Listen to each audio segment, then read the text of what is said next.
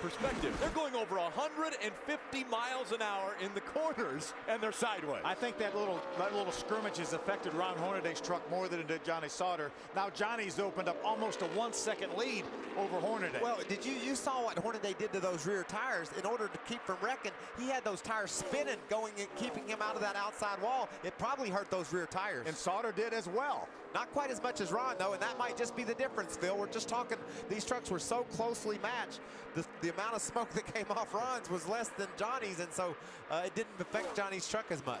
0.8 of a second separating 1 and 2 when they cross the stripe. 8 laps of racing to go. Sauter in front of Hornaday. That is the most amazing video of those two trucks crashing and still leading the race. They never hit anything. I can't believe they saved those trucks. Hornaday lost another 0.3 of a second that lap, so I think that little incident right there probably is going to give Johnny Sauter the cushion he needs. I believe his truck now was not as affected as Ron Hornaday's was. Can they hold off Todd Bodine? He has gained about a second on these two, but there's only 8 laps to go. Problems on pit road for James Busher. 31 of James Busher. He was up in the top 10 and just outside the top 5 with a great run going, and unfortunately probably had a tire going down. So unfortunate for the 31 team and James Busher. A strong start to the day. Now only 13 trucks on the lead lap. Johnny Sauter with just 7 laps to go. When he comes by the stripe, it'll be 6 to go. He has a 1.7 second lead over Ron Hornaday. Let's look at their speed as they cross the line. He has got him murdered right now, Phil. He's a half second faster than Hornaday right now. 3 miles an hour faster. Bodine not as fast as Johnny Sauter. And 7.5 seconds behind. So if we don't get another caution flag, Todd Bodine is not going to be an issue for Johnny Sauter. Johnny Sauter trying to win his 2nd career Camping World Truck Series race. He won with this very truck at Las Vegas. Austin Dillon right now, the 3rd fastest truck on the racetrack, running in the 6th spot. Schrader back up into the top 10. He's chasing Skinner for that 9th spot. Yeah, he's caught Skinner all over the back of Skinner, so he's solidly in the top 10 with the run in Hornaday's truck. Hey, did you see how sideways those guys were? Yes. Can we freeze this and look at the shape that the winner of this race, the guy that's probably going to win this race, look, how's 45 degrees, 45 degrees side, both of them. How are those two going to win the race? Look at that. That is unbelievable. It's like they parked there. That is great. Great video right there. Wow. Look at that. Look at that shot. You talking about those rear tires spinning? Those were spinning right there. That girl in the back of Johnny's truck saying, where's he going? Johnny Sauter has a 3-second lead now over Hornaday. Bodine 8 seconds back.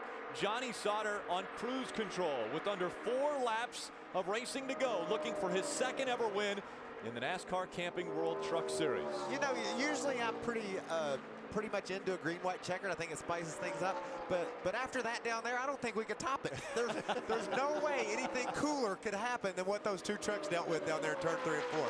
3 laps to go. 4.5 miles from Kansas Speedway. Here's a battle for 7th and 8th. Jason White trying to stay in front of Eric Almirola. Terrific run for Jason White. 2-tire strategy. He faded back a little bit, but he's still running in the 7th spot. Eric Almirola trying to continue his series of good runs this season.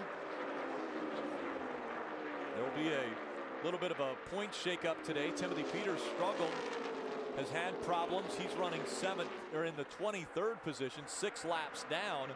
Coming in, Eric Almirola was 82 points behind him. Now Todd Bodine has moved up to the 2nd spot in points, just 22 back from Timothy Peters, and Eric Almirola 34 points back. Here comes Eric Almirola trying to get by that 23 of Jason White. I think Jason's 2 tires are starting to give up a little bit with him, and Eric's all over him. Can he get to the outside? That's what he's trying to do. Yes. He's there. He's there. See if he can clear him by the time he gets to turn number 1. Mike Skinner right behind this group. That's also a battle for position.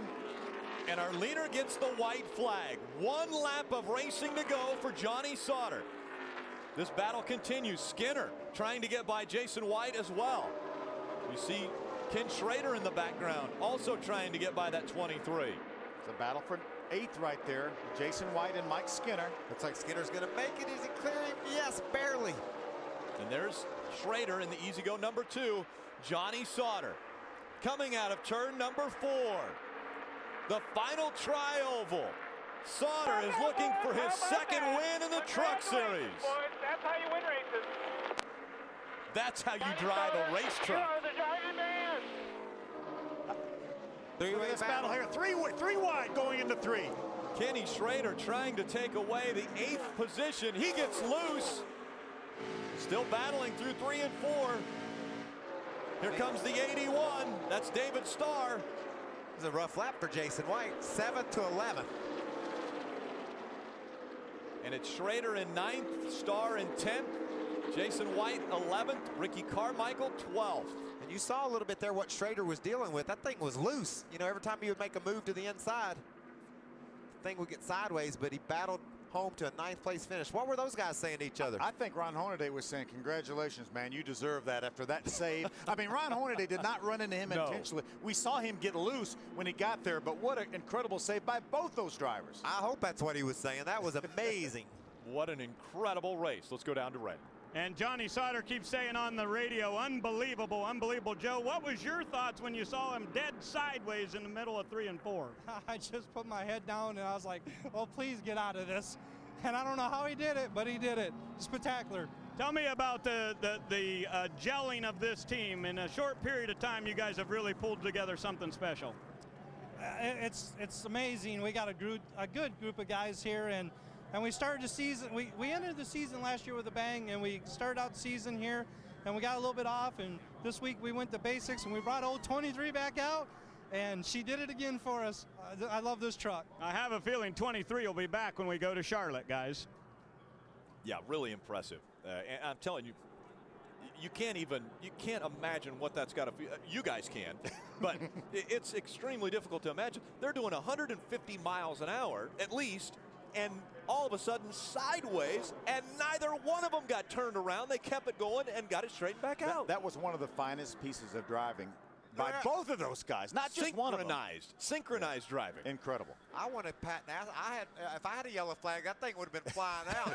I mean, I'd have been ducking. If I'd have been a flag man, I'd have been ducking for that. I want y'all to look at these two trucks and ask me if there's a good reason why we don't throw a yellow flag when you watch these two. Check it out. They're going down into turn 3. Lap traffic ahead. The lap traffic gets side by side. Watch Hornaday get sideways. Right there. Has to chase it up the hill. He runs into Johnny. They completely spin out, or all but completely spin out. Sauter hits the wall with the right rear of his truck. It straightens him back out. Yeah, hitting the wall saved him. And watch, this is the difference in 2 fast trucks. Watch all the smoke off Ron's tires. You don't see that on Johnny's anymore.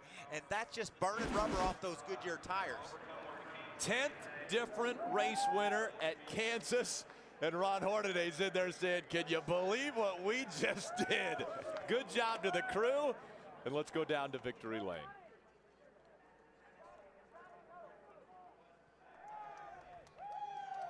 For the second time in his Camping World Truck Series career, Johnny Sauter celebrating in victory lane, and it doesn't get much more dramatic than this.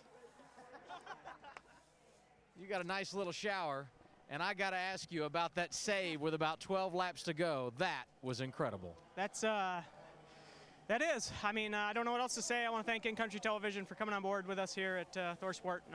Curb Records, Mike Curb, been a huge supporter of mine. Chevrolet, Goodyear Tires, everybody that makes this possible. PME, Mark Smith, motor was awesome. I can't wait to watch that on TV. Yeah, let's watch it right now. That was out of control. Check this out.